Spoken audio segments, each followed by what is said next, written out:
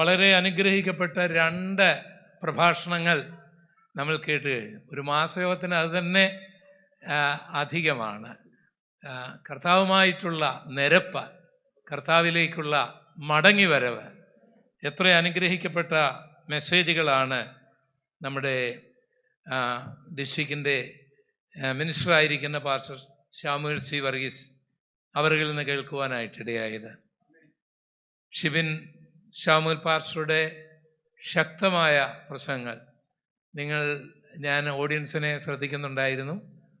ആരും ഉറങ്ങാതെ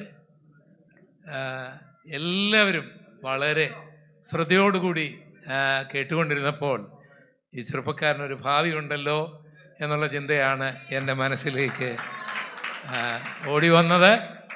ദൈവം ധാരാളമായിട്ട് അനുഗ്രഹിക്കട്ടെ. അതുപോലെ തന്നെ അനുഗ്രഹീതമായ ഗാനങ്ങൾ ഇവിടെ നമ്മളുടെ മധ്യത്തിൽ നടത്തിക്കൊണ്ടിരിക്കുന്ന കർത്താവിൻ്റെ ദാസൻ പ്രിയ ലാലു ഐസക്, ദൈവത്തിൻ്റെ അഭിഷിക്തന്മാരുടെ ഒരു വലിയ നിര ഇവിടെയുണ്ട്. നിങ്ങളെല്ലാവരും ഓർത്ത് ദൈവത്തെ സ്തുതിക്കുന്നു. വാത്സല്യ സഹോദരന്മാർ, സഹോദരിമാർ, കുഞ്ഞുങ്ങൾ, കർത്താവ് എല്ലാവരെയും ദൈവം അനുഗ്രഹിക്കട്ടെ. എനിക്കിങ്ങനെ ഒരു അവസരം നൽകിയതിൽ സെൻട്രൽ പാസ്റ്റർക്കും എബി തോമസ് പാസ്റ്റർക്കും സഭയ്ക്കും നിങ്ങൾക്കെല്ലാവർക്കും എൻ്റെ ഹൃദയാംഗമായ നന്ദി. കർത്താവ് നമ്മളെ അനുഗ്രഹിക്കട്ടെ. നമുക്ക് ദൈവദിനത്തിലേക്ക് വേഗം നമ്മുടെ ശ്രദ്ധയെ തിരിക്കാം. വലിയ ബുദ്ധിമുട്ടില്ലാത്ത ഒരു ഭാഗമാണ്. ബൈബിൾ തുറന്നാൽ ഉടനെ വായിക്കാവുന്നതാണ്. ഉൽപ്പത്തി പുസ്തകം 1-ാം അധ്യായം. ഏത് അധ്യായമാണെന്നൊന്നും കഷ്ടപ്പെടേണ്ട, ബൈബിൾ അങ്ങ് തുറന്നാൽ മതി. പക്ഷേ ഇത് നിങ്ങൾ ശ്രദ്ധിക്കണം എന്ന് മാത്രം. അതിൻ്റെ 11, 12, 13 വാക്യങ്ങളാണ് നമ്മൾ അല്പസമയത്തെ ധ്യാനത്തിനായിട്ട് വായിക്കാൻ പോകുന്നത്. അപ്പോൾ നമുക്ക് ആദ്യമായിട്ട് ഒന്നിച്ചങ്ങ് വായിക്കണം.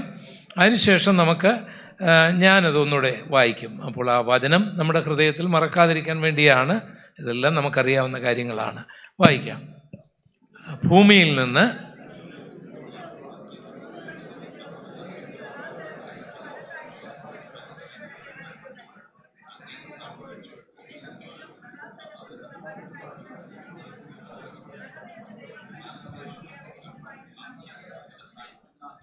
മതി. അപ്പം ഞാനൊന്ന് വായിക്കാം. ഭൂമിയിൽ നിന്ന് പുല്ലും വിത്തുള്ള സസ്യങ്ങളും ഭൂമിയിൽ അതാത് തരം വിത്തുള്ള ഫലം കായ്ക്കുന്ന വൃക്ഷങ്ങളും മുളച്ചു വരട്ടെ എന്ന് ദൈവം കൽപ്പിച്ചു. അങ്ങനെ സംഭവിച്ചു. ഭൂമിയിൽ നിന്ന് പുല്ലും അതാത് തരം വിത്തുള്ള ഫലം കായ്ക്കുന്ന വൃക്ഷങ്ങളും മുളച്ചു വന്നു. നല്ലതെന്ന് ദൈവം കണ്ടു. സന്ധ്യായ വിശ്വസമായ 3-ാം ദിവസം ദൈവം നല്ലതെന്ന് സർട്ടിഫൈ ചെയ്യത്തക്ക നിലയിൽ ചിലതെല്ലാം എന്നിലും എൻ്റെ കുടുംബത്തിലും നമ്മളിലും നമ്മുടെ സഭയിലും ഈ മാസയോഗത്തിലും സംഭവിക്കാൻ സ്വർഗം ഒരു കൽപ്പന പുറപ്പെടുവിച്ചാൽ അത് സംഭവിച്ചിരിക്കും. ഇന്ന് നല്ലതല്ല എന്ന് തോന്നുന്ന ഒത്തിരി കാര്യങ്ങൾ നിങ്ങളുടെ ഉള്ളിലുണ്ട്. അത് പലതും മറച്ചു വെച്ചിരിക്കുന്നു. പലതും മറച്ചു വെച്ച് നമ്മൾ സന്തോഷത്തോട് നടക്കുന്നു. എന്നാൽ നല്ലത് ചിലത് മുളച്ചു വരണമെങ്കിൽ, സഭയിൽ മുളച്ചു വരണമെങ്കിൽ, കുടുംബത്തിൽ മുളച്ചു വരണമെങ്കിൽ, ശുശ്രൂഷയിൽ മുളച്ചു വരണമെങ്കിൽ ആരെല്ലാം കൽപ്പിച്ചാലും അത് നടന്നെന്ന് വരികയില്ല. എന്നാൽ ദൈവം ഒരു വാക്ക് പറഞ്ഞാൽ, ഇന്ന് പകൽക്കാലം ദൈവം അങ്ങനെ നമുക്ക് വേണ്ടി ചില നല്ല കാര്യങ്ങൾ മുളച്ചു വരുവാൻ ഒരു കൽപ്പന പുറപ്പെടുവിക്കുവാൻ ആഗ്രഹിക്കുന്ന എത്ര പേരുണ്ട്? അവരൊരു നിമിഷവും കൂടെ ദൈവത്തെ ആരാധിച്ചു കൊണ്ടിരിക്കുക. സ്വർഗത്തിലെ ദൈവം നമുക്ക് വേണ്ടി ചിലത് കൽപ്പിക്കട്ടെ. ശക്തമായ കരങ്ങൾ അടിച്ചുകൊണ്ട് അഭിഷേകം പ്രാപിച്ചവർ അന്യഭാഷകളോടെ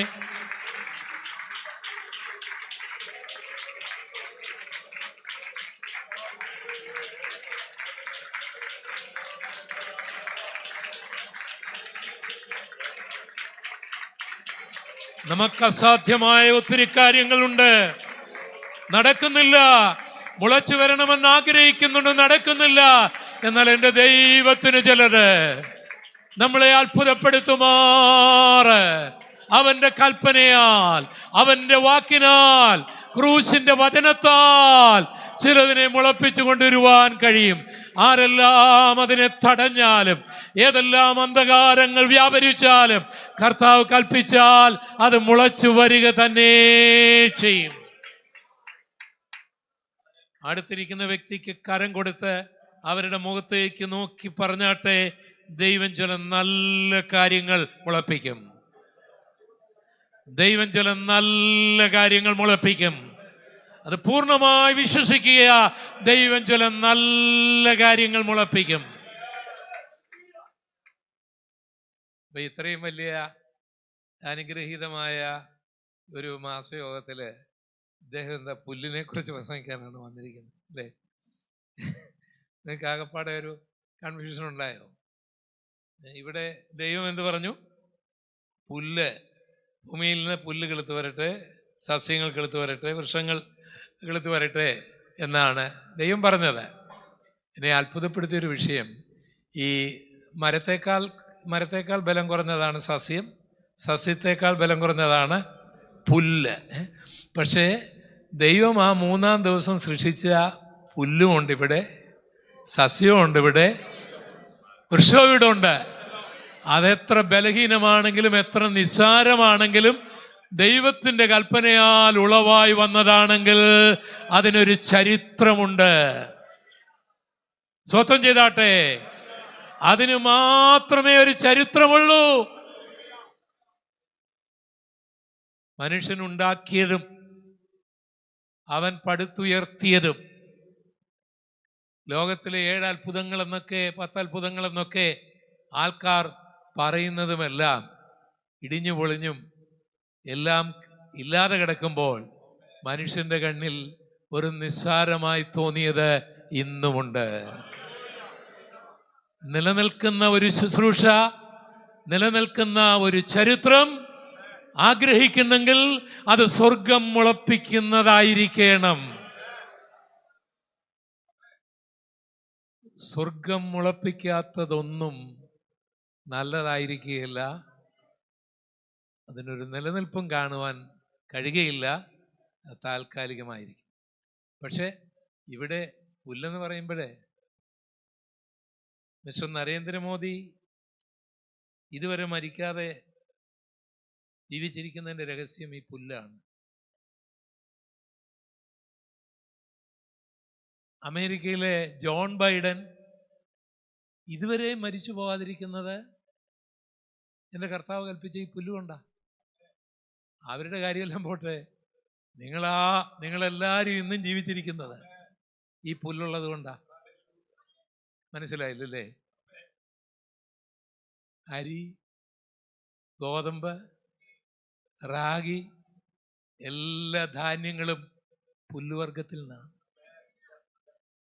അല്ലേ? ഇന്ന് രാവിലെയും പുല്ലുവർഗത്തിൽ എന്തെങ്കിലും കഴിച്ച് കാണുമല്ലോ അല്ലേ?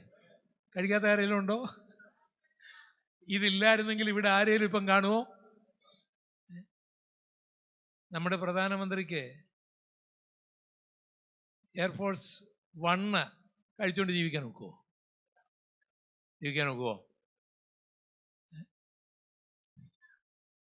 ടാറ്റയ്ക്ക് ഇരുമ്പ് കഴിച്ചുകൊണ്ട് ജീവിക്കാൻ ഒക്കുമോ?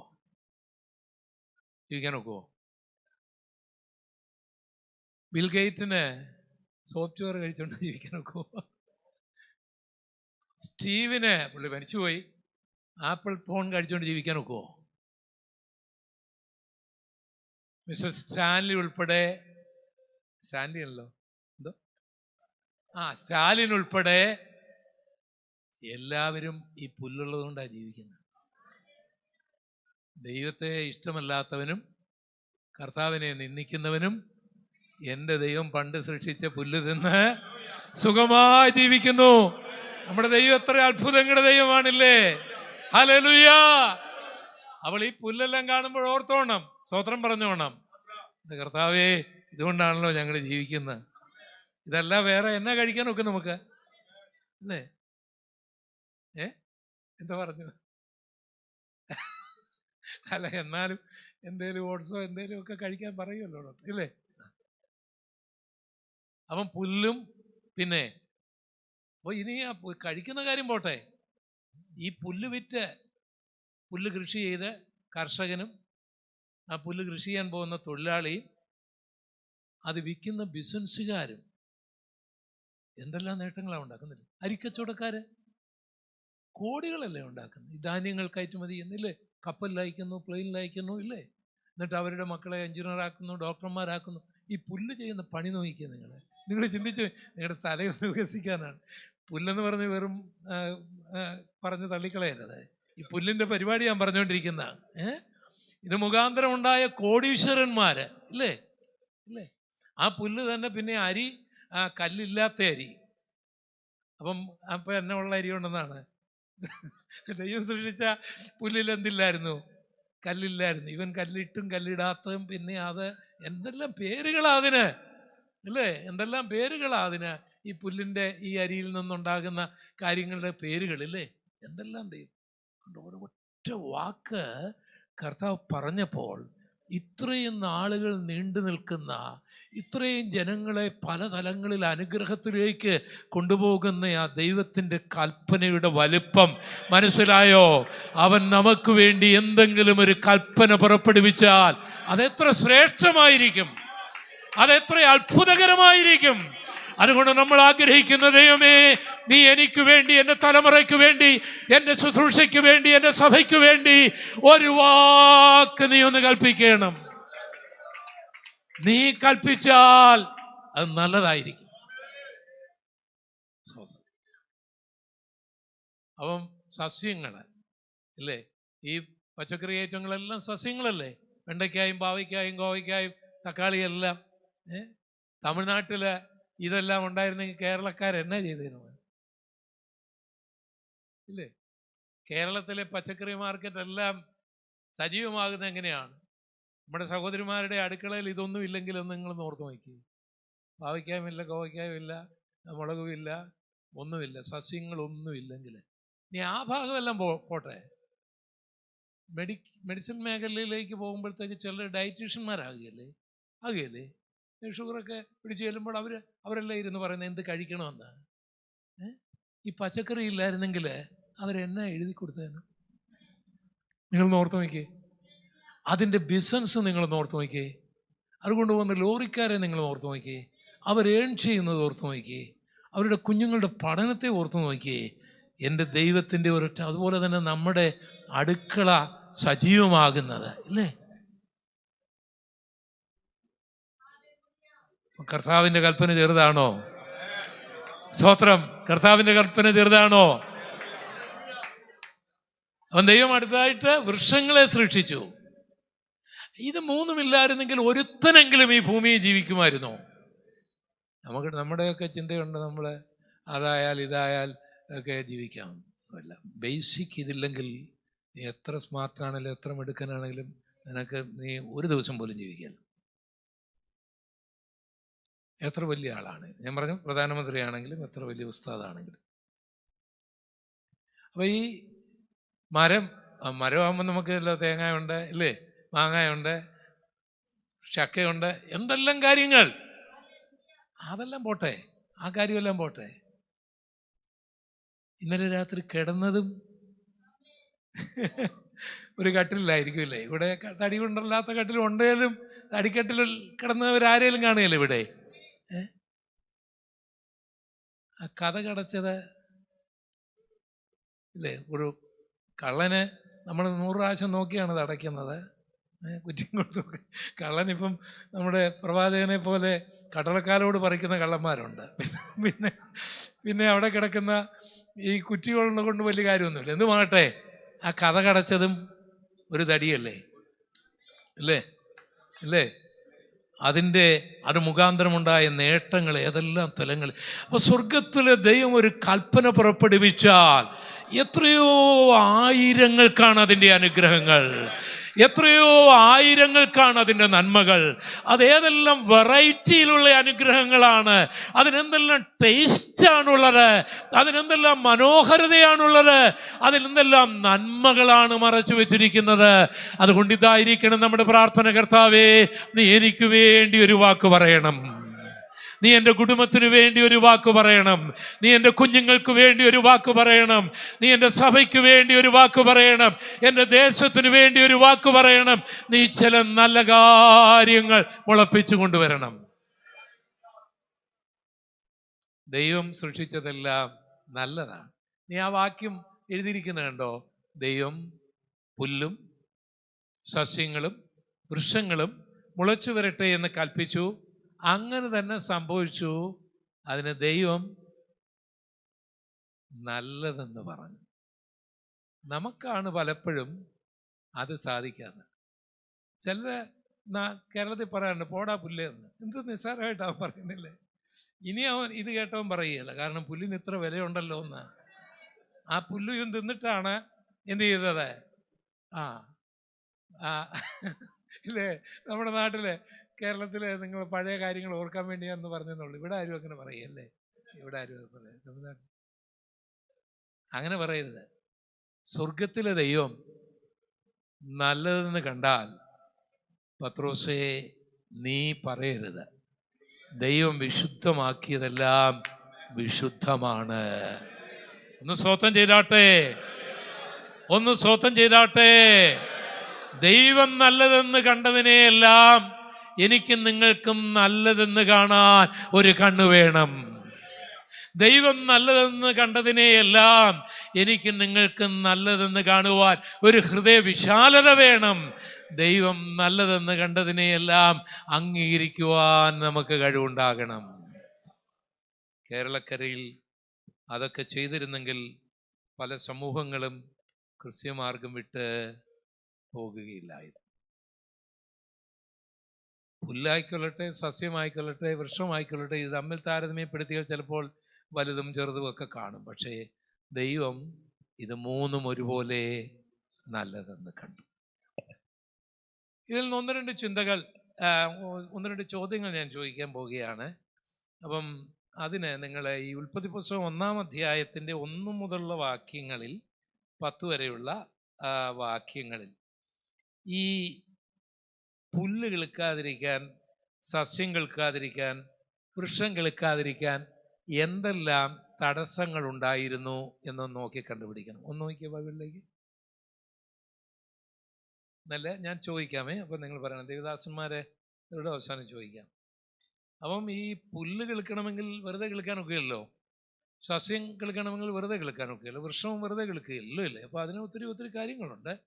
അതിനെന്തെല്ലാം തടസ്സങ്ങൾ ഈ ഉൽപ്പത്തി പുസ്തകം 1-ാം അധ്യായത്തിൻ്റെ 1 മുതൽ 10 വരെയുള്ള വാക്യങ്ങളിൽ ഉണ്ടായിരുന്നുവെന്ന് നിങ്ങളൊന്ന് നോക്കിയേ. ഒന്ന് ബൈബിൾ വായിക്കുമ്പോൾ നിങ്ങൾക്ക് കണ്ടറിയും. ബൈബിളുള്ളവര്, ബൈബിൾ കൊണ്ടുവന്നിട്ടുള്ളവര് നോക്കിയോ? നോക്കി. അപ്പം സഹോദരിമാരെ ഒന്ന് പറഞ്ഞാട്ടെ, ഒരു തടസ്സം പറഞ്ഞാട്ടെ. സഹോദരിമാര് ആരെങ്കിലും ഒരു തടസ്സവും കണ്ടില്ല? എന്തോ കേട്ടില്ല. ഭൂമി പാഴ്ശൂന്യമായി. ശരിയാണ്. ഭൂമി പാഴ്ശൂന്യമായാൽ അത് അവിടെ ഒന്നും കിളുക്കുകയില്ല ഇല്ലേ? The earth became void and formless എന്നാണ് പറഞ്ഞിരിക്കുന്നത്. അപ്പോൾ അതിൻ്റെ രൂപാകൃതിക്ക് തന്നെ മാറ്റമായി. ഒരു കൃഷി നടക്കുകയില്ല അവിടെ. ഇപ്പോൾ ഒരു പുല്ലും കിളുക്കുകയില്ല, ഒരു വൃക്ഷവും കിളുക്കുകയില്ല. കാരണം ഭൂമി പാഴ്ശൂന്യമായി കിടക്കുകയാണ്. രണ്ടാമത്തെ റീസൺ 1 വെള്ളം, 2 വെള്ളം. അപ്പം വെള്ളം ആവശ്യമാണ് കൃഷിക്കെങ്കിലും വെള്ളം കൂടിക്കഴിഞ്ഞാൽ ഒന്നും കിളുക്കുകയില്ല, കിളുത്തതെല്ലാം അഴുകിപ്പോകും. അപ്പം വെള്ളം ഇങ്ങനെ, വെള്ളം എന്ന് പറയുമ്പോൾ ഈ ചെന്നൈയിൽ വെള്ളപ്പൊക്കം ഉണ്ടായ വെള്ളമാണോ? അല്ല, എവറസ്റ്റിന് മുകളിൽ വെള്ളം കിടക്കുക. നമുക്കറിയാം ഭൂമിയിൽ 4-ൽ 3 ഭാഗമേ ഉള്ളൂ. അല്ല, 4-ൽ 3 ഭാഗവും വെള്ളമാണ്, 1 ഭാഗമേ ഉള്ളൂ കര. അപ്പോൾ അത് മൊത്തം മൂടിക്കിടന്നതാണ്. ഭൂമി മുഴുവൻ വെള്ളം മൂടി ഒരുപക്ഷെ 1-2 കിലോമീറ്റർ ഉയരത്തിൽ വെള്ളം മൂടിക്കിടന്നതാണ്. അത്രയും വെള്ളമുണ്ട്. അപ്പം അവിടെ ഒരു കൃഷി നടക്കുകയല്ല. അടുത്തത് 3-ാമത്തെ കാര്യം ദേവദാസന്മാരെ, ഇരുട്ട്. അപ്പം നമുക്കറിയാം പ്രകാശ സംശ്ലേഷണമില്ലെങ്കിൽ ഒരു വൃക്ഷവും ഒരു സസ്യവും പുല്ലും അപ്പം വൃക്ഷങ്ങളുടെയും ഇലകളും സസ്യങ്ങളുടെയും ഇലകളുമൊക്കെയാണ് അവരുടെ അടുക്കള. അവിടേക്ക് വേരിലൂടെ ഭക്ഷണം കൊണ്ടുവരുന്നു. ഭക്ഷണം കൊണ്ടുവന്നിട്ട് പ്രകാശത്തിൻ്റെ കിരണങ്ങളുടെ സംശ്ലേഷണം മുഖാന്തരം പാചകം ചെയ്യപ്പെടുന്നു. അങ്ങനെയാണ് സസ്യങ്ങൾക്കൊക്കെ നിലനിൽക്കത്തുള്ളൂ. അപ്പം നമുക്കറിയാം, പ്രകാശമില്ലെങ്കിൽ ഇതൊന്നും കിളുക്കും, പക്ഷേ അത് വളരെയുമില്ല, ഫലം കൊടുക്കാനും ഒക്കെയല്ല. കാരണം അതിന് ഭക്ഷണമില്ലല്ലോ. അപ്പം വെളിച്ചം അനിവാര്യമായ ഘടകമാണ് കാർഷിക മേഖലയിൽ. വെളിച്ചമില്ലെങ്കിൽ കൃഷി നടക്കുകയില്ല. അവൻ വിളിച്ചു 3 കാര്യങ്ങൾ. ഇനി എന്തെങ്കിലും കണ്ടോ നിങ്ങൾ? ഇങ്ങനെ വിധാനം, അറ്റ്മോസ്ഫിയറിലായിരുന്നു. അറ്റ്മോസ്ഫിയറും വളരെ ഇമ്പോർട്ടൻ്റ് ആയ കാര്യമാണ്. വാതകങ്ങളുമായി ബന്ധപ്പെട്ടും ഉൽക്കകളുമായി ബന്ധപ്പെട്ടും ഒക്കെ അത് വളരെ ഇമ്പോർട്ടൻ്റ് ആണ്. അപ്പോൾ അറ്റ്മോസ്ഫിയറിലായിരുന്നു. അപ്പോൾ എന്തെല്ലാം കാര്യങ്ങളാണ് ഇവിടെ പുല്ലും വൃക്ഷങ്ങളും സസ്യങ്ങളും മുളയ്ക്കാതിരിക്കാൻ മേജറായ 4 കാര്യങ്ങളാണ്. കാർഷിക കോളേജിലെ ഏതെങ്കിലും ഒരു അധ്യാപകനെയോ ശാസ്ത്രജ്ഞനെയോ വിളിച്ചിട്ട് പാഴ്ശൂന്യമായ ഒരു ഭൂമി കാണിച്ച്, അതിന് മുകളിൽ വെള്ളം നിറഞ്ഞു കിടക്കുന്നൊരു ഭൂമി കാണിച്ച്, വിധാനമില്ലാത്തൊരു ഭൂമി കാണിച്ച് എന്തെങ്കിലും കൃഷി നടക്കുമെന്ന് ചോദിച്ചാൽ അയാൾ എന്ത് പറയും? കൃഷി നടക്കുകയില്ലെന്ന് തെളിയിച്ചാൽ ചിലപ്പോൾ PhD കിട്ടും. എൻ്റെ റീസൺ എന്തുകൊണ്ട് ഇവിടെ കൃഷി നടക്കുകയില്ല?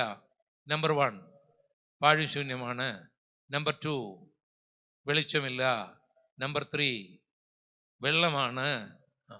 നമ്പർ 4 അറ്റ്മോസ്ഫിയർ ഇല്ല. അപ്പോൾ പറഞ്ഞാൽ PhD കിട്ടാൻ സാധ്യതയുണ്ട്. പക്ഷേ ഇത് കിളുക്കുമെന്ന് പറയാൻ സാധ്യതയുണ്ടോ? കിളുക്കുമെന്ന് പറഞ്ഞാൽ ഉള്ള ഡിഗ്രിയും കൂടെ പോകും. സ്വർഗത്തിലെ ദൈവം ഒരു കൽപ്പന പുറപ്പെടുവിച്ചാൽ, അവനൊരു പദ്ധതി തയ്യാറാക്കിയാൽ, നിന്റെ മുൻപിലെ തടസ്സം ശാസ്ത്രജ്ഞന്മാർ എന്തു പറയുന്നു എന്നുള്ളതല്ല, പിശാച് എന്തു പറയുന്നുവെന്നല്ല, മനുഷ്യൻ എന്തു പറയുന്നുവെന്നല്ല. തടസ്സങ്ങൾ എന്തു തന്നെയാണെങ്കിലും എൻ്റെ കർത്താവ് ഒരു വാക്ക് പറഞ്ഞാൽ സമയമാകുമ്പോൾ ആ തടസ്സങ്ങളെല്ലാം മാറിക്കൊണ്ടിരിക്കും. കരമടിച്ച് ഹല്ലേലൂയ. എല്ലാരും കരങ്ങളടിച്ച് hallelujah, hallelujah, hallelujah, hallelujah, hallelujah, hallelujah, hallelujah, hallelujah, hallelujah, hallelujah, hallelujah, hallelujah. നീ ഒന്നും കിളക്കുകയില്ല എന്ന് പാഴ് പറയുമ്പോൾ, ഒന്നും കിളക്കുകയില്ല എന്ന് വെള്ളം പറയുമ്പോൾ, ഒന്നും കിളക്കുകയില്ല എന്ന് ഇരുള് പറയുമ്പോൾ, എന്റെ ദൈവം പറയുന്നു എല്ലാം കിളക്കും. പുല്ലും കിളക്കും, സസ്യവും കിളക്കും, വൃക്ഷവും കിളക്കും. ഹല്ലേലൂയ. ദൈവത്തിന് അത് കഴിയും. എനിക്ക് കോവിഡും ന്യൂമോണിയയും കൂടെ ഒന്നിച്ച് വന്നു. 2 പേർക്കും ഒന്നിച്ച് വരാൻ പറ്റിയ ഒരു സമയമായിരുന്നു അത്. എന്തോ വലിയ തിരക്കുള്ള ഒരു സന്ദർഭമായിരുന്നു അത്. അപ്പം കോവിഡ് വന്നു. അപ്പം വാക്സിനൊന്നും കിട്ടിയിട്ടില്ല ഞങ്ങൾക്ക്. ഒത്തിരി പേര് മരിച്ചുകൊണ്ടിരിക്കുന്ന സമയമാണ്. പ്രത്യേകിച്ച് ഇവിടുത്തെ SP പാട്ടുകാരനൊക്കെ. എനിക്ക് വലിയ ഇഷ്ടമുള്ളൊരു മനുഷ്യനാണ്. ഞാൻ സിനിമാ പാട്ട് ഇഷ്ടമുള്ള ആളല്ലെങ്കിൽ പോലും അയാളുടെ ആ താഴ്മ, അയാളുടെ വിനയം, അതുകൊണ്ട്. അപ്പം അദ്ദേഹത്തെ പോലുള്ള ആൾക്കാർ ഇങ്ങനെ എല്ലാം മരിച്ചുകൊണ്ടിരിക്കുന്ന സമയമാണ്. അപ്പോൾ എനിക്ക് കോവിഡ് കിട്ടി. എനിക്ക് മാത്രമല്ല, എൻ്റെ ഭാര്യയ്ക്കും കിട്ടി. ഞങ്ങൾ ഒരു ദേഹമാണല്ലോ. അപ്പം ഞാൻ അങ്ങനെ കിട്ടി. ജീവിതത്തിൽ ആദ്യമായിട്ടാണ് ഈ ആംബുലൻസിൽ ഈ ലൈറ്റും ഒക്കെ ഇട്ട്, അതൊരു നല്ലൊരു ഭയങ്കര യാത്രയാണ്. മറ്റ് മന്ത്രിമാർ മാത്രമല്ല, നമുക്ക് ഇടയ്ക്കൊന്ന് പോകണ്ടേ. അപ്പോൾ ലൈറ്റും ഒക്കെ ഇട്ട് ഈ ഫോണും ഒക്കെ അടിച്ചുള്ള VIP യാത്രയല്ലേ. അപ്പോൾ അങ്ങനെ ഞങ്ങളെ ഇങ്ങനെ കൊണ്ടുപോയി ഒരു കോവിഡ് സെൻ്ററിൽ കൊണ്ടുപോയി. അപ്പോൾ അവിടെ ആദ്യം ചെറിയൊരു പാട്ടും പ്രാർത്ഥനയും, ഞങ്ങൾ കുറേ ബൈബിളും ഒക്കെ ആയിട്ടാണ് പോയത്. അപ്പോൾ ഒരു യോഗങ്ങളൊക്കെ നടത്തിയെങ്കിലും 1-2 ദിവസം കഴിഞ്ഞപ്പോഴത്തേക്ക് മാറി. ന്യൂമോണിയ ഉണ്ടെന്ന് തെളിഞ്ഞു. ഓക്സിജൻ ലെവലിൽ പോയി, മസിൽ പവറെല്ലാം പോയി. അപ്പം ഓക്സിജൻ തന്ന എന്നെ വേറൊരു ഹോസ്പിറ്റലിലേക്ക് കൊണ്ടുവിടുകയാണ്. അപ്പം അങ്ങനെ വേറൊരു സ്ഥലത്തേക്ക്, ഗവൺമെൻറ് ഹോസ്പിറ്റലാണ്. അപ്പം നല്ലൊരു ഹോസ്പിറ്റലിൽ പോകാനും ആഗ്രഹിച്ചില്ല, കാരണം ചാകാനുള്ള പേടി കൊണ്ടാണ്.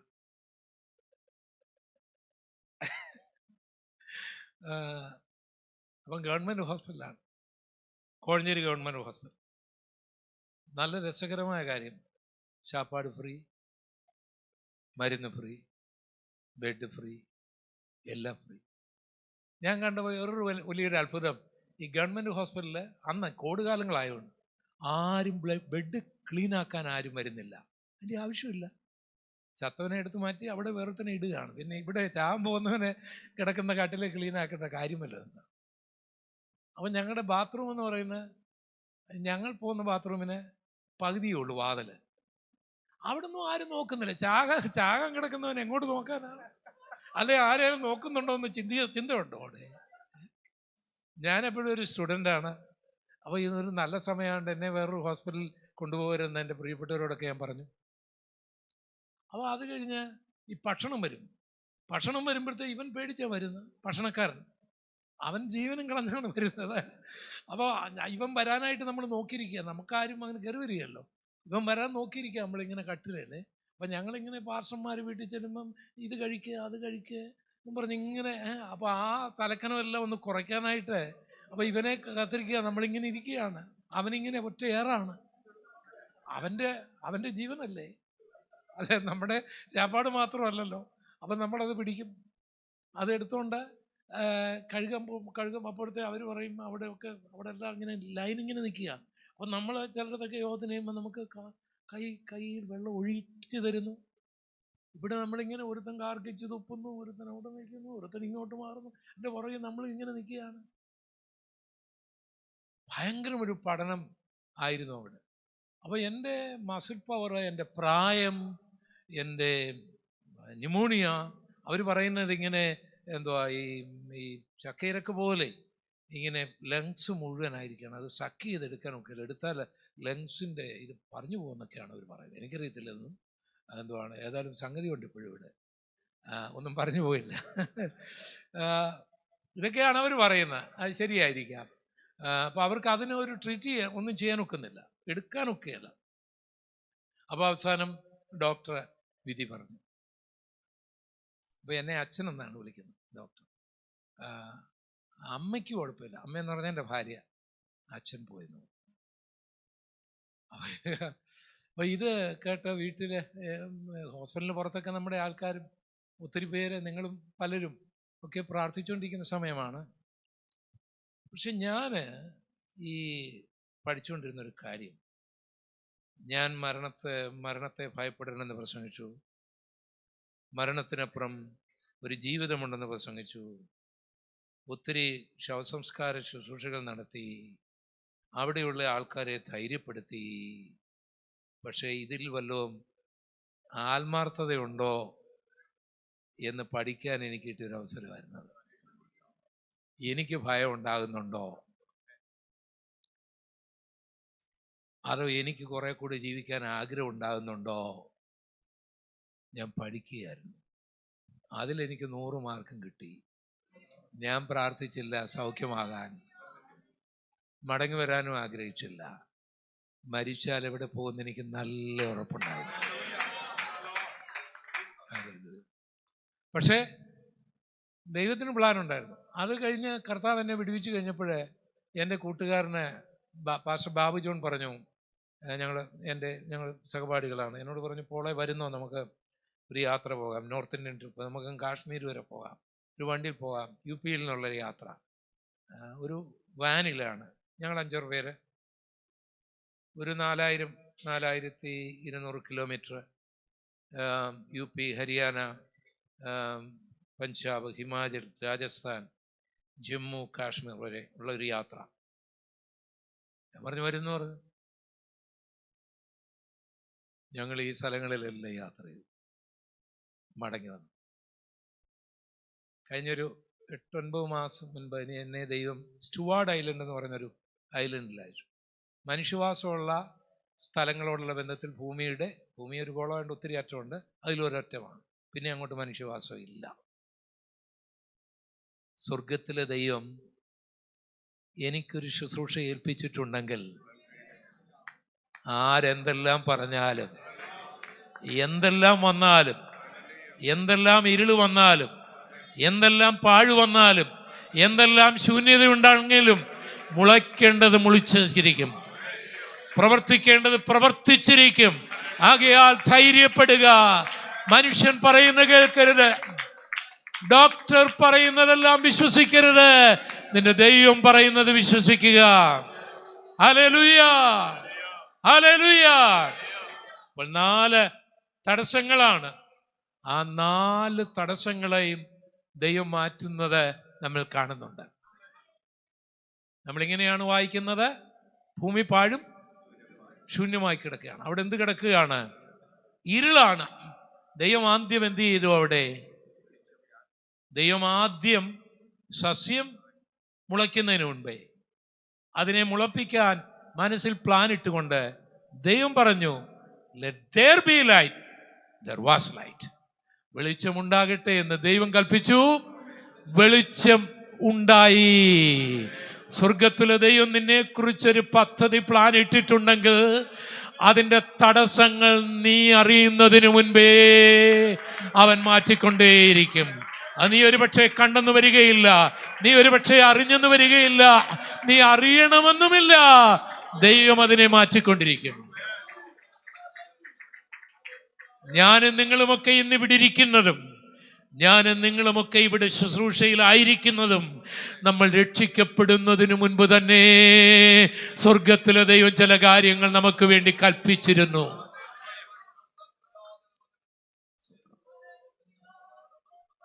വെളിച്ചമുണ്ടായി. ഇനി പ്രകാശ സംശ്ലേഷണത്തിന്റെ പ്രശ്നമൊന്നും ഇല്ല. ഇരുട്ടിന്റെ പണിയൊന്നും ഇനി നടക്കുകയില്ല. ഇരുട്ടിന്റെ പണികൾ നീ മുളയ്ക്കരുത് എന്നുള്ളതാണ്. ഇരുട്ടിന്റെ പണികൾ നീ വളരുന്നതാണ്. ഇരുട്ടിന്റെ പണികൾ നീ ആരോഗ്യമുള്ള വ്യക്തിയാകരുതെന്നാണ്. ഇരുട്ടിന്റെ പണികൾ നിന്നിൽ നിന്ന് ഒരു ഫലവും ഉണ്ടാകരുതെന്നാണ്. എന്നാൽ പ്രകാശം പറയുകയാണ്, ഇരുളെ നിന്റെ പദ്ധതി നടക്കുകയില്ല, നിന്റെ പദ്ധതി നടക്കുകയില്ല. ഈ മകനെ ഞാൻ കണ്ടതാണ്, ഈ മകളെ ഞാൻ കണ്ടതാണ്, ഞാൻ മുളപ്പിച്ചതാണ്, ഫലമുണ്ടാകാൻ മുളപ്പിച്ചതാണ്. അതുകൊണ്ട് നിന്റെ പണി നടക്കുകയില്ല, എൻ്റെ പണി നടക്കും. നിന്റെ പണി നടക്കുകയില്ല, എൻ്റെ പണി നടക്കും.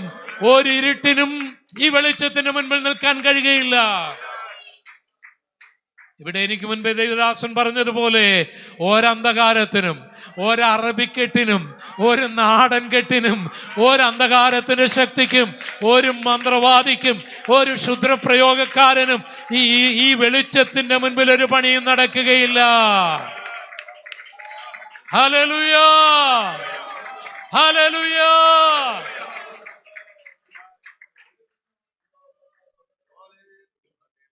രണ്ടാമത് ദൈവം എന്ത് ചെയ്തു? ഈ ഭൂമി പാഴും ശൂന്യമാകാൻ ഒത്തിരി റീസൺസ് ഉണ്ട്. അതിൻ്റെ ക്രാന്തിക ചെരുവില് മാറ്റം വന്നിട്ടുണ്ട്. അതിൻ്റെ ലിതോസ്ഫിയറിന് പൊട്ടലുകൾ ഉണ്ടായിട്ടുണ്ട്. അതുകൊണ്ടാണ് ഇവിടെ ഇരുളുണ്ടായത്, അതുകൊണ്ടാണ് ഇവിടെ പാഴുണ്ടായത്, അതുകൊണ്ടാണ് വെള്ളം ഇവിടെ കയറാനിടയായത്. അതിൻ്റെ ക്രമീകരണമാണ് ദൈവം അടുത്തതായിട്ട് ചെയ്യുന്നത്. അടുത്തതായിട്ട് ദൈവം എന്ത് ചെയ്തു? ഈ വെള്ളത്തെ അങ്ങ് മാറ്റി, കൂടി വരട്ടെ എന്ന് പറഞ്ഞു. ഈ ചെന്നൈയിലും തിരുവനന്തപുരത്തും അല്ലെങ്കിൽ മറ്റു പല സ്ഥലങ്ങളിലുമൊക്കെ വെള്ളപ്പൊക്കം വന്നപ്പോൾ ഒത്തിരി കാര്യങ്ങൾ, ഡ്രെയിനേജിൻ്റെ പ്രശ്നമാണ്, അതിൻ്റെ പ്രശ്നമാണ്, ഇതിൻ്റെ പ്രശ്നമാണ് എന്നൊക്കെ പറഞ്ഞെങ്കിലും അതൊന്നും വിജയിച്ചില്ല. കുറച്ച് വെള്ളമല്ലേ ഉള്ളത്, ഇല്ലേ? പക്ഷെ ഇത് ഭൂമി മുഴുവൻ വെള്ളത്താൽ മൂടപ്പെട്ടിരിക്കുന്നത് എങ്ങോട്ട് മാറ്റുമെന്നായി പറയുന്നത്? എങ്ങോട്ട് മാറ്റും? നിങ്ങൾക്ക് ഇവിടെ ചെന്നൈയിൽ മഴ വെള്ളം വന്നു, അത് കടലിലോട്ട് വിട്ട് എവിടെയെല്ലാം വിടണ്ടേ? വിടാനില്ലെങ്കിലോ നമുക്കതല്ലേ വരുത്തുള്ളൂ. ഒരിടത്ത് കൂടിയാൽ അങ്ങോട്ടെല്ലാം വിടണ്ടേ? ദൈവം എന്ത് ചെയ്യുന്നറിയാമോ? ഇതിനെ വാതകമാക്കിയും ഇതിനെ ഐസാക്കിയും പിന്നെ സമുദ്രങ്ങളാക്കിയും അങ്ങ് മാറ്റി. അല്ല, മനസ്സിലായോ? ഹൈഡ്രജനും ഓക്സിജനുമാണ് വെള്ളം. അതിനെ വിഭജിച്ചാൽ എന്താകും? വാക്സിൻ ഇല്ലേ, അത് വാതകമാകും. ഈ വെള്ളം ഘനീഭവിച്ചാൽ എന്ത് ചെയ്യും? അന്റാർട്ടിക്കയിലേക്ക് വെള്ളം ഉരുകിയാൽ ഒരു 10-20 മീറ്റർ ഉയരത്തിൽ വെള്ളം കയറാൻ ഇപ്പം തന്നെയുണ്ട്. അത് അവിടെ ഉരുക്കി വെച്ചിരിക്കുക, കട്ടിയാക്കി വെച്ചിരിക്കുക. മനുഷ്യന്റെ ബുദ്ധിയിൽ ഒന്നും മനസ്സിലാകുകയല്ല. നിന്നെ മുളപ്പിക്കാൻ സ്വർഗത്തിലെ ദൈവം, നിന്നിൽ ഫലമുണ്ടാക്കാൻ സ്വർഗത്തിലെ ദൈവം ഒരു മനുഷ്യന്റെയും മനസ്സിൽ തോന്നാത്ത ചില കാര്യങ്ങൾ, ഒരുത്തനും കാണാത്ത ചില കാര്യങ്ങൾ, ഒരുത്തനും ചിന്തിക്കാത്ത കാര്യങ്ങൾ ചെയ്യുന്നവനാണ് ദൈവം. മോളിലേക്ക് കൊണ്ടുപോകേണ്ടതിനെ മോളിലേക്ക് കൊണ്ടുപോകുകയും മൂലയ്ക്കിരുത്തേണ്ടവനെ മൂലയ്ക്കിരുത്തിയും നിന്നിൽ ഫലമുണ്ടാക്കുന്ന ദൈവത്തിന്റെ പദ്ധതി നീ ചിന്തിക്കുന്നതിനേക്കാൾ അപ്പുറമാണ്.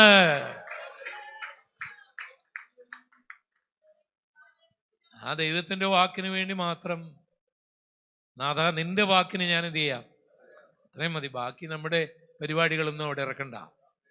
ബാക്കിയെല്ലാം ദൈവം ചെയ്തോളും. അവനൊരു പ്ലാൻ തീരുമാനിച്ചാൽ അത് നടന്നുകൊള്ളും. നമ്മുടെ മസിൽ പവറൊന്നും അവിടെ ആവശ്യം.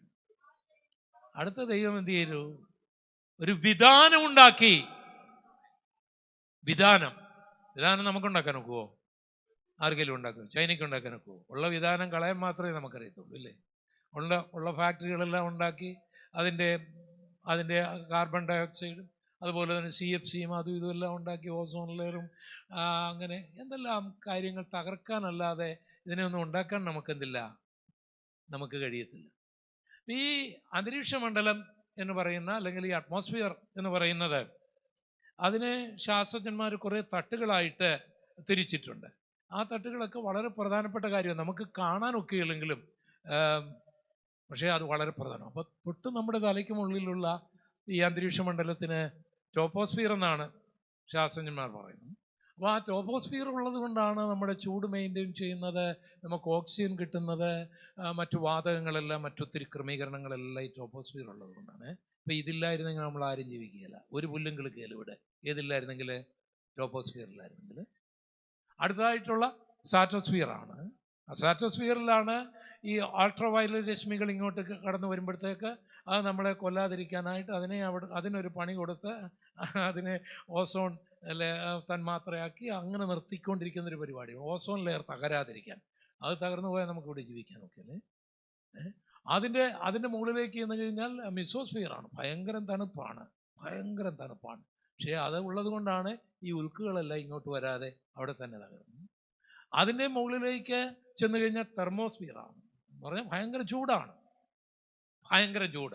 നിങ്ങൾക്കറിയത്തില്ലേ, ഈ കൽപ്പന ചൗളയൊക്കെ മരിച്ചുപോയ അവരുടെ ആ ടൈൽസ് എല്ലാം മാറിയത് കൊണ്ട് ഭയങ്കര ചൂടാണത്.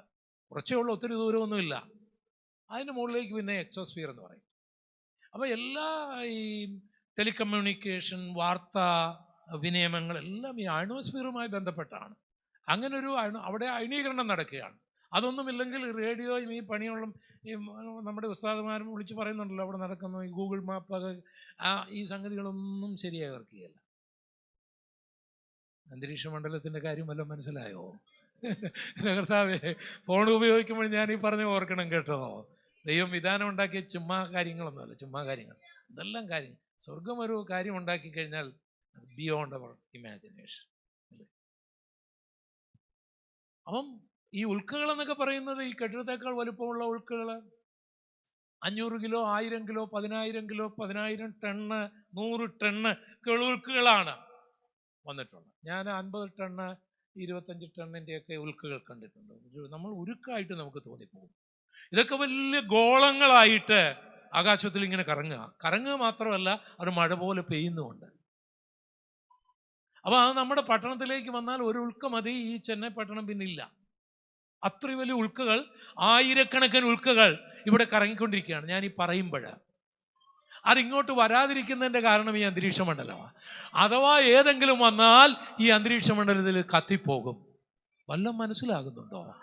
പകൽ പറക്കുന്ന അസ്ത്രവും രാത്രിയിൽ സഞ്ചരിക്കുന്ന മഹാമാരിയും ഇടത്തും വലത്തും അനേകരെ കൊല്ലുമ്പോൾ നിന്റെ അടുക്കൽ ഇത് വരാതിരിക്കുന്നതിൻ്റെ രഹസ്യം ഈ വിധാനമല്ലേ, ഈ അന്തരീക്ഷ മണ്ഡലമല്ലേ? ഇതില്ലായിരുന്നെങ്കിൽ എന്തെങ്കിലും ഇവിടെ മുളയ്ക്കുമോ? Hallelujah, hallelujah, hallelujah. ദൈവം വിധാനമുണ്ടാക്കി. അതിനുശേഷമാണ് ദൈവം പറഞ്ഞത് പുല്ലും സസ്യങ്ങളും വൃക്ഷങ്ങളും മുളച്ചു വരട്ടെ എന്ന് ദൈവം കൽപ്പിച്ചു. മുളച്ചു വന്നു. ദൈവത്തിൻ്റെ ഒരു കൽപ്പനയ്ക്ക് വേണ്ടി ദൈവം ചെയ്യുന്ന കാര്യങ്ങൾ ഞാനും നിങ്ങളും അങ്ങേൽപ്പിച്ചു കൊടുത്താൽ മതി. ബാക്കി കാര്യങ്ങളെല്ലാം കർത്താവ് ചെയ്യും.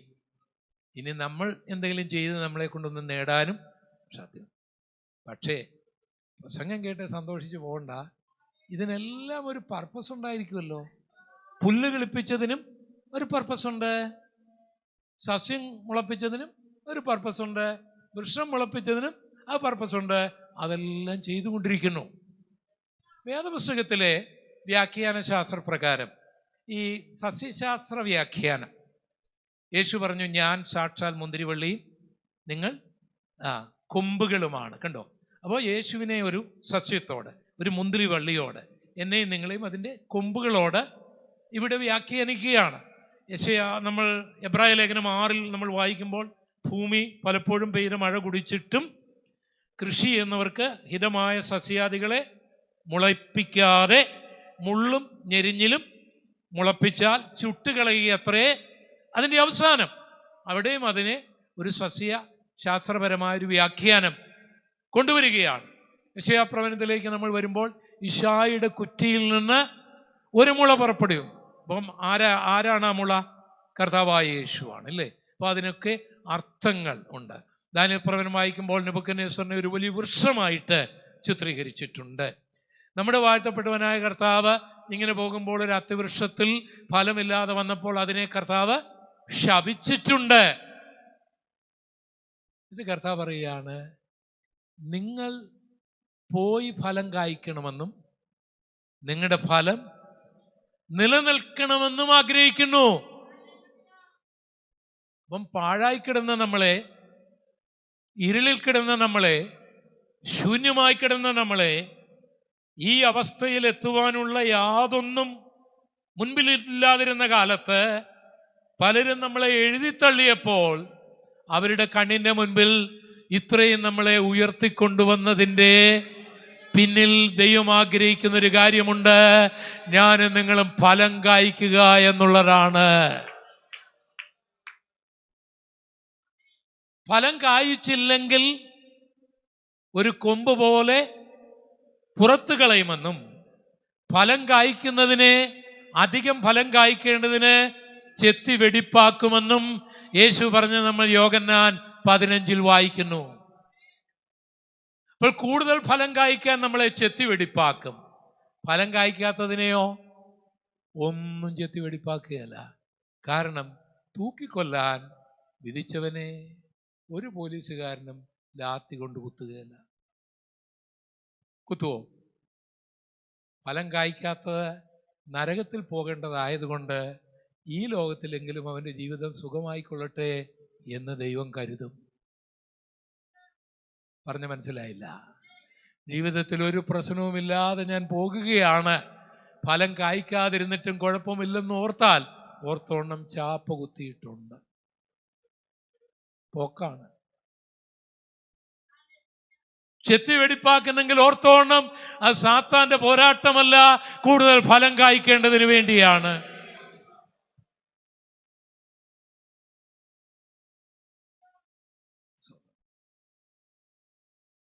ഇനി പല ആൾക്കാർക്കും ഫലം എന്താണെന്ന് അറിയത്തില്ല. അതാ എൻ്റെ രസം. ആത്മാവിൻ്റെ ഫലമുണ്ട്, അത് നമ്മളിലുണ്ടെങ്കിൽ നമുക്ക് ക്രെഡിറ്റ് കിട്ടുകയല്ല. ആത്മാവിൻ്റെ ഫലം എന്താ? സ്നേഹം, സന്തോഷം, അതൊക്കെ അത് നമ്മുടേതാണോ? അതിൻ്റെ ക്രെഡിറ്റ് ആർക്ക് പോയി? അപ്പം നമ്മുടെ ഫലം എന്താ? നമ്മുടെ ഫലം എന്താണ്? അക്ഷരാർത്ഥത്തിൽ നമ്മുടെ ഫലം നമ്മുടെ കുഞ്ഞുങ്ങളാണ്. അതും ഇപ്പോൾ കുറഞ്ഞു, ഇല്ലേ? അതും കുറഞ്ഞുകൊണ്ട് സൺഡേ സ്കൂളിൽ പോലും ഇപ്പം പിള്ളേരെ വർദ്ധിച്ചു വരികാനാണ് ഇവനെ ദൈവം സൃഷ്ടിച്ചത്. ഇവന് ബുദ്ധി കൂടിയിട്ട് ചൈനക്കാരനിപ്പം ജപ്പാൻകാരനും കഷ്ടപ്പെടുന്ന പോലെ ഒരു ഗതികേടിലേക്ക് വരികയാണ്. അപ്പം അതൊന്നുമല്ല നമ്മുടെ വിഷയം. ഫലം കായ്ക്കുക എന്നുള്ള നമ്മുടെ വിഷയത്തിൽ ഫലം കായ്ച്ചില്ലെങ്കിൽ, ഫലം എന്ന് പറഞ്ഞാൽ നിങ്ങൾ കണ്ടിട്ടുണ്ടോ, ഏതെങ്കിലും ഒരു തെങ്ങ് ഭയങ്കര ചൂട്, ഞാനൊരു കരിക്ക് കുടിക്കട്ടെ എന്നും പറഞ്ഞ് ഏതെങ്കിലും തെങ്ങ് കരിക്ക് കുടിക്കുന്ന നിങ്ങൾ കണ്ടിട്ടുണ്ടോ? കണ്ടവരുന്ന കരമുയർത്തിക്ക്. ഏതെങ്കിലും പ്ലാവ് ഒരു ചക്കച്ചുളയെങ്കിലും തിന്നുന്ന കണ്ടവരുന്ന കരമുയർത്തിക്ക്. ഏതെങ്കിലും ഒരു വാഴ ഒരു ചെറിയ പഴമെങ്കിലും തിന്നുന്ന കണ്ടിട്ടുണ്ടോ? എന്താ കാര്യം? ഫലം അതിനുള്ളതല്ല. അതിനുള്ളതെല്ലാം അത് കിട്ടി. അതിനെ മുളപ്പിച്ചു, വേരിലൂടെ വളം കിട്ടി, വെള്ളം കിട്ടി, എല്ലാം കിട്ടി. ഇത് മറ്റാർക്കുമാണ്. ഇനി ഞാനൊരു വീട് വെച്ചു, അത് ദൈവം എനിക്ക് നൽകിയ അനുഗ്രഹമാണ്. പക്ഷെ അത് ഫലമാകുന്നപ്പോഴാണ് ഞാൻ ആ വീട് കർത്താവിന് വേണ്ടി, കർത്താവിൻ്റെ എൻ്റേതല്ലാത്തൊരു കാര്യത്തിന് വേണ്ടി ഉപയോഗിക്കുമ്പോൾ അത് ഫലമായി മാറും. എനിക്കൊരു ഫോൺ നൽകി, അതെൻ്റെ പൈസയാണ്, എനിക്ക് ഉപയോഗിക്കാം. അത് എൻ്റെ മുഖം കാണിക്കാൻ ഇങ്ങനെ ഉപയോഗിച്ചുകൊണ്ടിരിക്കുമ്പോൾ കുഴപ്പമൊന്നുമില്ല, വേറെ ആരുടെയും മുഖം കാണിക്കുന്നില്ലല്ലോ. എന്നാലത് ഫലമാകുന്നത് ആ ഫോൺ ഉപയോഗിച്ച് സുവിശേഷം പറയുമ്പോഴാണ്. അപ്പം എനിക്കൊരു കാറ് കിട്ടി, നല്ല കാര്യം. ഭാര്യയുമായിട്ട് ഈ മെറീന ബീച്ചിൻ്റെ അടുത്തൂടെയൊക്കെ ഒന്ന് പലപ്പോഴും ഒന്ന് പോകുന്നില്ല, തെറ്റ്. പക്ഷെ അത് സുവിശേഷത്തിന് വേണ്ടി ഉപയോഗിക്കുമ്പോഴാണ് ആകുന്നത്. എനിക്ക് പണം കിട്ടി, അത് എല്ലാ ദിവസവും കമ്പ്യൂട്ടറിൽ എത്ര പലിശ, ഇവിടെ ഇന്ന ബാങ്കിൽ നിന്ന് എത്ര പലിശയുണ്ട്, അടുത്ത വർഷം എത്രയാകും, അത് മെച്യൂർ ആകുന്നത് എപ്പോഴാണ്, ഇങ്ങനെ കണക്കി കൂട്ടിരുന്ന തെറ്റൊന്നുമില്ല. അതിൽ നിന്ന് കർത്താവിന് വേണ്ടി കൊടുക്കുമ്പോഴാണ് ഫലം കായ്ക്കുന്നത്. നമുക്കല്ലാത്ത കാര്യത്തിന് വേണ്ടി, ദൈവനാമത്തിന് മഹത്വത്തിന് വേണ്ടി കൊടുക്കുന്നതാണ് ഫലം കായ്ക്കുന്നത്. ഇനി ഒന്ന് ചിന്തിച്ചേ, എന്നാ ഫലം കായ്ച്ചു നമ്മള്? ഒത്തിരി അനുഗ്രഹം പ്രാപിച്ചെങ്കിലും എന്ത് ഫലം കായ്ച്ചു നമ്മള്? ഇനി വേറൊരു കാര്യം, നമ്മൾ എന്തെങ്കിലും ഫലം കായ്ച്ചാൽ, ഇവിടെ വാസ്തു ഓർപ്പിച്ച പോലെ ക്രെഡിറ്റ് നമുക്കുണ്ടോ? ഫലം കായ്ക്കുക എന്നുള്ളതാണ് നമ്മുടെ നിലനിൽപ്പ് തന്നെ. വാഴക്കൊല ഉണ്ടാകാത്ത വാഴയെ നമ്മൾ വെച്ചോണ്ടിരിക്കുവോ? അതിൻ്റെ വിത്ത് പോലും ആർക്കെങ്കിലും കൊടുക്കുവോ? ഒരു തേങ്ങായും കായ്ക്കാത്ത തെങ്ങിനെ നമ്മൾ ഇരിക്കുവോ? ഒരു മാങ്ങ പോലും കായ്ക്കാത്ത മാവിനെ നമ്മൾ വെച്ചോണ്ടിരിക്കുവോ? അപ്പോൾ ഇത് നിലനിൽക്കുക എന്നുള്ളത്, ഇതെന്തേലും ഫലം കായ്ക്കുക എന്നുള്ളത് ഔദാര്യമല്ല. നീ കർത്താവിന് വേണ്ടി, ഞാനും നീയും കർത്താവിന് വേണ്ടി പ്രയോജനപ്പെടുക എന്നുള്ളത് ഔദാര്യമല്ല. കർത്താവിന് അത് ആവശ്യവുമില്ല. നീ ഇല്ലെങ്കിൽ ആയിരങ്ങളെ ദൈവം ഉയർത്തും, നീ കൊടുത്തില്ലെങ്കിൽ ആയിരങ്ങളെ ദൈവത്തിനുണ്ട്. നിന്റെ നിലനിൽപ്പിന് വേണ്ടിയാണ് നീ ഫലം കായ്ക്കേണ്ടത്. വല്ലതും മനസ്സിലാവുന്നുണ്ടോ? ഞാന് കർത്താവിന് വേണ്ടി കോവിഡ് വന്ന്, ന്യൂമോണിയ വന്ന് കൂടി എന്നെ ദൈവം ജീവനെ നൽകി. ഞാൻ കർത്താവ് ഏൽപ്പിച്ച വേല ഞാൻ ചെയ്തില്ലെങ്കിൽ കർത്താവിൻ്റെ വേലയ്ക്ക് എന്തെങ്കിലും ക്ഷീണം വരുമോ? എന്നേക്കാൾ കഴിവുള്ള 10,000 ദൈവം എഴുന്നേൽപ്പിക്കും. പക്ഷെ എൻ്റെ നിലനിൽപ്പാണ് എന്നെ ഏൽപ്പിച്ച വേല ഞാൻ ചെയ്യുക എന്നുള്ളത്. വല്ലതും മനസ്സിലായോ? കർത്താവിൻ്റെ വേലയ്ക്ക് കൊടുക്കുക, കർത്താവിൻ്റെ വേല ചെയ്യുക, കർത്താവിന് വേണ്ടി മറ്റെന്തെങ്കിലും ചെയ്യുക എന്നുള്ളത് നിന്റെ ഔദാര്യമല്ല. നീ നാളെ ജീവനോട് ഭൂമിയിൽ ഉണ്ടാകണമെങ്കിൽ അത് അനിവാര്യമായൊരു ഘടകമാണ്. കരമടിച്ച് ദൈവത്തെ സ്തുതിച്ചാട്ടെ. ഞാൻ ആ പദം ഒന്നുകൂടെ പറയുന്നു. അടുത്ത മാസം ഈ ഭൂമിയിൽ നീ ജീവനോടുണ്ടായിരിക്കണമെങ്കിൽ ഫലം കായ്ക്കുക എന്നുള്ളത് അനിവാര്യമായൊരു ഘടകമാണ്. ശക്തമായിട്ട് ഞാൻ ഒന്നുകൂടെ പറയുന്നു, അടുത്ത ആഴ്ചയിൽ ഈ ഭൂമിയിൽ നീ ഉണ്ടായിരിക്കണമെങ്കിൽ ഫലം കായ്ക്കുക എന്നുള്ളത് അനിവാര്യമായ നിന്റെ ആവശ്യമാണ്. ഹല്ലേലൂയ. അത് സഭയുടെ ആവശ്യമല്ല, ദൈവദാസന്മാരുടെ ആവശ്യമല്ല, കർത്താവിൻ്റെ ആവശ്യമല്ല. നീ അല്ലെങ്കിൽ ഞാൻ എന്നൊരു വ്യക്തി പ്രസക്തമേ അല്ല. ഞാൻ കൊടുത്തില്ലെങ്കിൽ ആയിരങ്ങളെ കൊടുക്കാൻ കർത്താവ് കൊണ്ടുവരും. ഞാൻ പ്രവർത്തിച്ചില്ലെങ്കിൽ ആയിരങ്ങൾ പ്രവർത്തിക്കാൻ കർത്താവ് കൊണ്ടുവരും. ഞാൻ പാടിയില്ലെങ്കിൽ പാടാൻ ആയിരങ്ങളെ കർത്താവ് കൊണ്ടുവരും. ഞാൻ പ്രസംഗിച്ചില്ലെങ്കിൽ പ്രസംഗിക്കാൻ കഴിവുള്ള ആയിരങ്ങളെ കർത്താവ് കൊണ്ടുവരും. ഞാൻ ആരാധനയ്ക്ക് വന്നില്ലെങ്കിൽ ആയിരങ്ങളെ കർത്താവ് ആരാധനയ്ക്ക് കൊണ്ടുവരും. ഞാൻ പ്രവർത്തിച്ചില്ലെങ്കിൽ പ്രവർത്തിക്കുന്ന ആയിരങ്ങളെ കർത്താവ് കൊണ്ടുവരും. കർത്താവിന് നിന്നെ ആവശ്യമില്ല. പക്ഷെ നീ നാളെ നിൽക്കണമെങ്കിൽ നീ ഫലം കായ്ച്ചിരിക്കണം. It is a must. അതൊരു ഓപ്ഷനല്ല. ആഴമായത് പഠിക്കണം. അങ്ങനെ ഭയപ്പെടണം. എൻ്റെ നാളത്തെ ഞാൻ നാളെ ജീവിക്കണമോ വേണ്ടയോ എന്ന് തീരുമാനിക്കുന്നത് എന്നെ മുളപ്പിച്ച കർത്താവിന് ഫലം കായ്ച്ചില്ലെങ്കിൽ ആ കർത്താവ് തീരുമാനിച്ചാൽ ഞാൻ കാണുമോ നാളെ? അങ്ങനെ എത്രയോ പേരെ നമുക്കറിയാം. ഓർത്തു നോക്കുക, എത്രയോ പേരെ നമുക്കറിയാം. നാളെ ഞാനോ നീയും നിലനിൽക്കുക എന്നുള്ളത് ഫലം കായ്ക്കുന്നതിൻ്റെ അടിസ്ഥാനത്തിലാണ്. ഭയപ്പെടേണ്ട ദൂതല്ലേ, വിറയ്ക്കേണ്ട ദൂത. ഇത് ഞാൻ ഭയപ്പെടേണ്ട ദൂതാണ്. അതിനൊരു തെളിവ് ഞാൻ നിർത്തുകയാണ്. എനിക്ക് 1 മണി വരെയാണോ ക്ലാസ്? ഓക്കെ, ഞാൻ കൃത്യസമയം നിർത്തിക്കൊള്ളാം. അതിനൊരു ഉദാഹരണം ഞാൻ പറയാം. നമ്മുടെ കർത്താവ് ബെഥാനിയിൽ നിന്ന് ജെറുസലേമിലേക്ക് പോവുകയാണ്. പോയപ്പോൾ ഒരു അത്തിമരം കണ്ടു. നമുക്കറിയാവുന്ന കഥയാണ്. ഒരു അത്തിമരം കണ്ടു. കർത്താവ് വിശന്നിട്ട് അതിൻ്റെ അവിടെ ചെയ്യുന്നു. ഇലയല്ലാതെ ഒന്നും കണ്ടില്ല. കർത്താവ് എന്നാ ചെയ്തു? ശപിച്ചു. അത്തി എന്ത് ചെയ്തു? എങ്ങനെ ഉണങ്ങിയെന്നാ പറയുന്നത്? ഇശായിയുടെ കുറ്റി വെട്ടിയെങ്കിലും കുറ്റി ഉണ്ടായിരുന്നതുകൊണ്ടാണ് മുള പിന്നെ വന്നത്. ഇത് വേറെ ഉണങ്ങിയ പിന്നെ വല്ലതും കിളുക്കുവോ? അയ്യോ, ഭയത്തോടെ വേണം ഈ വചനമൊക്കെ വായിക്കാനേ. വിറയലോട് വേണം ഈ വചനം പ്രസംഗിക്കാനൊക്കെ എളുപ്പമാണ്. പക്ഷെ അത് കൂടുതൽ കണക്ക് നമ്മൾ പറയണം. പറയുന്നവർ, കേൾക്കുന്നവരല്ല. ഞാനാണ് കൂടുതൽ അതിന്. അത് വേരോടെ ഉണക്കി.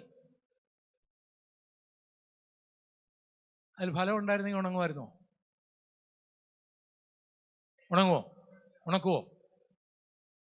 അപ്പൊ ആ വൃക്ഷത്തിന്റെ നിലനിൽപ്പ് എന്തിലായിരുന്നു? വളർത്തുന്ന കാര്യവും ചെയ്യുന്ന കാര്യവും എല്ലാം കർത്താവ് ചെയ്തോളൂ. അതെല്ലാം പ്രാപിച്ചവര്, ഞാനും നിങ്ങളൊക്കെ ഒത്തിരി നന്മകൾ പ്രാപിച്ചവരാ. 10 വർഷം മുൻപ്, 20 വർഷം മുൻപ്, ഒരു 30 വർഷം മുൻപ്, 50 വർഷം മുൻപ് ഇന്ന് നമുക്കുള്ളതൊന്നും ഉണ്ടായിരുന്നില്ല. നൽകിയതെല്ലാം ദൈവത്തിന്റെ കരുണയാണ്, ദൈവത്തിന്റെ ദാനമാണ്. ഈ ഉയർച്ച, ഈ വീട്, ഈ കാറ്, ഈ ജോലി, ഈ മക്കൾ, ഈ സ്ഥാനമൊന്നും നമുക്കുണ്ടായിരുന്നില്ല. ഇതെല്ലാം സ്വർഗം നൽകിയതാണ്. പാഴുമാറ്റി, ഇരുളുമാറ്റി ദൈവം നൽകിയതാണ്. എന്തിനാണ് ഇതെല്ലാം ദൈവം നൽകിയത്? ഈ വൃക്ഷവും സസ്യവും ഫലം കായ്ക്കുക എന്ന് പറഞ്ഞാൽ അതിനാവശ്യമുള്ള ആഹാരം എടുത്തിട്ടാണ്. എങ്ങനെയാണ് വൃക്ഷവും സസ്യവും ഒക്കെ ഫലം കായ്ക്കുന്നത്? അതിൻ്റെ ആഹാരം അതിൻ്റെ ഞരമ്പുകൾ അല്ലെങ്കിൽ വേരുകളിലൂടെ അതിൻ്റെ ഇലയിലേക്ക് കൊണ്ടുവരുന്നു. ഇലയിലേക്ക് കൊണ്ടുവന്നിട്ട് അവിടെ പ്രകാശ സംശ്ലേഷണം നടക്കുന്നു. അപ്പോൾ എന്നിട്ട് കുറേ ഭാഗം അത് തന്നെ കഴിക്കുന്നു. അങ്ങനെ അതിന് തടിയും തണ്ടും ഒക്കെ ഉണ്ടാകുന്നത്. എന്നാൽ അതിന് കുറച്ച് ഭാഗം അത് മാറ്റിവെക്കുന്ന ഫലം. മുഴുവൻ വേണ്ടെന്നേ, മുഴുവൻ വേണ്ട. കഴിച്ചോ? കുറച്ചങ്ങ് മാറ്റി വെക്കരുതോ? സ്തോത്രം. വിശക്കുന്നവർക്ക്, പാവപ്പെട്ടവർക്ക്, സുവിശേഷ വേലയ്ക്ക്, ദൈവിക പ്രവർത്തനത്തിന് ദൈവം നൽകിയ നന്മയിലെ ഒരു ഭാഗം ഒന്ന് മാറ്റിവെക്കരുതോ? ദൈവം നൽകിയ ആ സമയത്തിന്റെ ഒരു ഭാഗം ഒന്ന് മാറ്റിവെക്കരുതോ? മുഴുവൻ സമയം വേണ്ട. നന്മകളെല്ലാം അനുഭവിച്ചുകൊണ്ട് ഒരു ഫലവും കായ്ക്കാതിരുന്നാൽ അപകടമാണ്.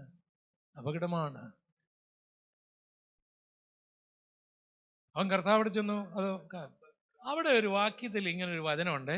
നിങ്ങൾ വായിക്കുമ്പോൾ നിങ്ങൾക്ക് അങ്ങനെ, ഞാൻ ഈ ബൈബിൾ തെറ്റാണെന്ന് സമർത്ഥിക്കാൻ പരിശ്രമിച്ച് പരാജയപ്പെട്ടൊരു ഗോപാലകൃഷ്ണനാണ്. അതുകൊണ്ട് ബൈബിൾ വായിക്കുമ്പം ചില വാക്യങ്ങൾ ഉടക്കും. അത് നിങ്ങളോട് പറയാനും ഞാൻ ആഗ്രഹിക്കുന്നു. അവിടെ ഒരു വാക്യമുണ്ട്. ആ പറഞ്ഞ ഭാഗത്ത് ഇങ്ങനൊരുണ്ട്: അത് അത്തിപ്പഴത്തിൻ്റെ കാലമല്ലായിരുന്നു. യുവദാസന്മാരെ ഞാൻ ചോദിക്കട്ടെ, അത്തിപ്പഴത്തിൻ്റെ കാലമല്ലാത്ത ഒരു കാലത്ത് ഈ അത്തിവൃക്ഷത്തിൽ അത്തിക്കായി നോക്കി തന്നെ ശരിയാണോ? ഭാഷ എന്താ പറയുന്നത്? അത്തിപ്പഴത്തിൻ്റെ കാലമല്ല, മാങ്ങയുടെ കാലമല്ലാത്ത സമയത്ത് മാവി ചെന്ന് മാങ്ങ നോക്കുന്നതിൻ്റെ എന്താ വാർത്ത ഇരിക്കുന്നത്? ഭാഷ എന്നാ പറയുന്നത്? അത്തിപ്പഴത്തിൻ്റെ കാലമല്ലായിരുന്നു എന്ന് അവിടെ എഴുതിയിട്ടുണ്ട്. അങ്ങനല്ലാത്തൊരു കാലത്ത് യേശു ചെന്ന് അതിലത്തിക്കാൻ നോക്കിയാൽ എന്താണ് ഇരിക്കുന്നത്? നിങ്ങൾ എന്നാ പറയുന്നു? എന്നാൽ അതിൻ്റെ വാക്കിൻ്റെ അർത്ഥം കിട്ടും. ഈ അത്തിപ്പഴത്തിൻ്റെ കാലം എന്നൊക്കെ പറയുന്നത് യേശുവിൻ്റെ ആ കാലം ഒരു ജൂൺ ജൂലൈ മാസങ്ങളാണ്. അതിനു മുൻപ് അത്തിവൃക്ഷത്തിൽ തലക്കനികൾ ഉണ്ടാകും. അത് 2 or 3 കാണും, സ്ഥലം വലുപ്പമായിരിക്കും. അതൊരു മാർച്ച് ഏപ്രിൽ മാസങ്ങളിലാണ് അതുണ്ടാകുന്നത്. ആ മാർച്ച് ഏപ്രിൽ മാസങ്ങളിൽ ഈ തലക്കനി കണ്ടാൽ 2-3 അതൊന്നും ഒന്നുമില്ല, ഒന്നും അത് കണ്ടാൽ അതിൻ്റെ അർത്ഥം അടുത്ത 1-2 മാസം കഴിയുമ്പോൾ ഈ തടി മുഴുവൻ, അതിനാണ് അത്തിപ്പഴത്തിൻ്റെ കാലം എന്ന് പറയുന്നത്. പറഞ്ഞു മനസ്സിലായോ? യേശുവിന് ഒത്തിരി വേണ്ടെന്നേ. അപ്പൊ ഈ അത്തിപ്പഴത്തിന് മുൻപ്, കാലത്തിന് മുൻപ് 1-2 അത്തിക്ക ഉണ്ടാകും. അതുണ്ടായില്ലെങ്കിൽ അതിൻ്റെ അർത്ഥം ആ വർഷം. അത് മാത്രമല്ല, ഇത് 3 വർഷമായിട്ട് വെട്ടാൻ നിർത്തിയിരുന്നതാണ്. 3 വർഷമായിട്ട് നിലം പാഴാക്കിക്കൊണ്ടിരിക്കുക. അപ്പോൾ മധ്യസ്ഥത പറഞ്ഞ 1 വർഷം കൂടെ നിൽക്കട്ടെ. അങ്ങനെ നിന്നു. എന്നിട്ടും എന്ത് ചെയ്തില്ല? ഇനിയിപ്പം ഉണക്കുന്നതല്ലേ നല്ലത് അല്ലേ? നിങ്ങൾക്ക് ഞാൻ പറഞ്ഞ എന്തെങ്കിലും മനസ്സിലായോ? ഫലം കായ്ക്കുക എന്നുള്ളത് ഒരു ഓപ്ഷൻ അല്ല, മസ്റ്റാണ്. ഫലം കായ്ക്കുക എന്നുള്ള ഒരു അവതാരമല്ല, നമ്മുടെ നിലനിൽപ്പിന് വേണ്ടിയാണ്. അതിനു വേണ്ടിയാണ് നമ്മളെ മുളപ്പിച്ചത്. ഇനിയെങ്കിലുമുള്ള ജീവിതകാലങ്ങൾ ഞങ്ങളെപ്പോലെ വിഗ്രഹത്തിൻ്റെ ചുവട്ടിൽ നിന്ന് വന്നവര് ഈ കർത്താവിൻ്റെ സാക്ഷ്യവുമായിട്ട് ഓടുമ്പോൾ, നല്ല ക്രിസ്തീയ കുടുംബത്തിൽ ജനിച്ചു വളർന്ന നിങ്ങൾ കർത്താവിന് വേണ്ടി എന്തെങ്കിലും ഒന്ന് ചെയ്യുന്നുണ്ടോ?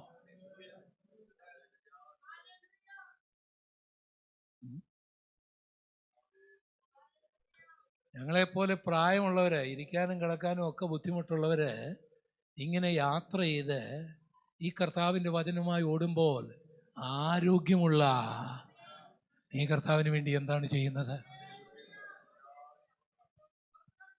ഞങ്ങളെപ്പോലെ വിദ്യാഭ്യാസമില്ലാത്തവര് കർത്താവിന് വേണ്ടി പ്രവർത്തിക്കുമ്പോൾ, സ്വർഗം നിനക്ക് ഇത്രയും വിദ്യാഭ്യാസം നൽകി, അതുകൊണ്ട് നീ എന്താണ് ചെയ്യുന്നത്?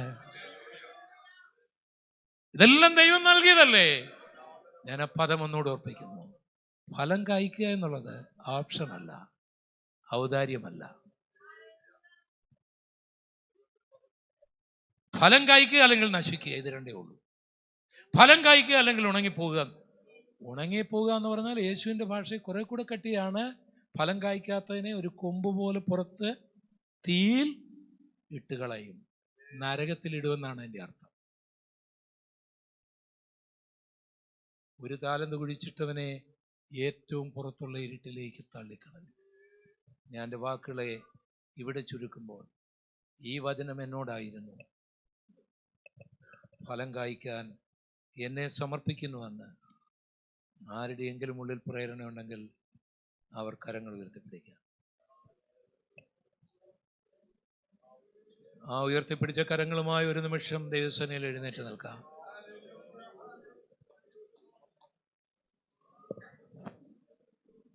ഞങ്ങളുടെ നല്ല ദൈവമേ, ഞങ്ങളുടെ സ്വർഗീയ പിതാവേ, ഞങ്ങളാരും ഈ ഭൂമിയിൽ ഇപ്പോൾ ഉണ്ടായിരിക്കേണ്ടവരല്ല. പാഴും ഇരുളും അറ്റ്മോസ്ഫിയർ ഇല്ലായ്മയും ഞങ്ങളെന്നേ മുളച്ചു വരാതെ പോകേണ്ടവരായിരുന്നു. അമ്മയുടെ ഉദരത്തിൽ വെച്ച് തന്നെ നശിച്ചു പോകേണ്ടവരായിരുന്നു. നിന്റെ കൽപ്പന കൊണ്ട്, നിന്റെ സ്നേഹം കൊണ്ട് പാഴുമാറ്റി, ഇരുള് മാറ്റി ഞങ്ങളെ മുളപ്പിച്ചു കൊണ്ടുവന്നു. ഞങ്ങൾക്ക് വളം നൽകി, വെള്ളം നൽകി, തടമെടുത്തു.